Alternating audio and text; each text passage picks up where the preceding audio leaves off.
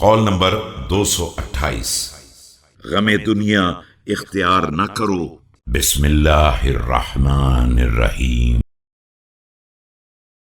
من أصبح على الدنيا حزينا فقد أصبح لقضاء الله ساخطا، ومن أصبح يشكو مصيبة نزلت به فقد أصبح يشكو ربه، ومن أتى غنيا فتواضع له لغناه ذهب ثلثا دينه۔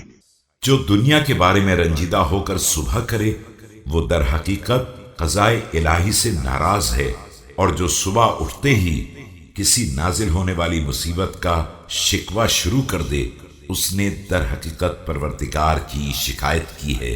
جو کسی دولت مند کے سامنے دولت کی بنا پر جھک جائے اس کا 2/3 دین برباد ہو گیا۔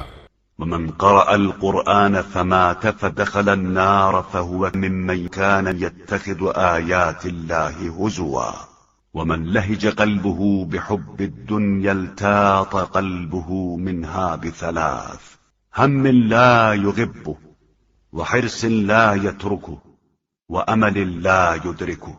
اور جو شخص قرآن پڑھنے کے باوجود مر کر جہنم واصل ہو جائے گویا اس نے آیات الہی کا مذاق اڑایا ہے۔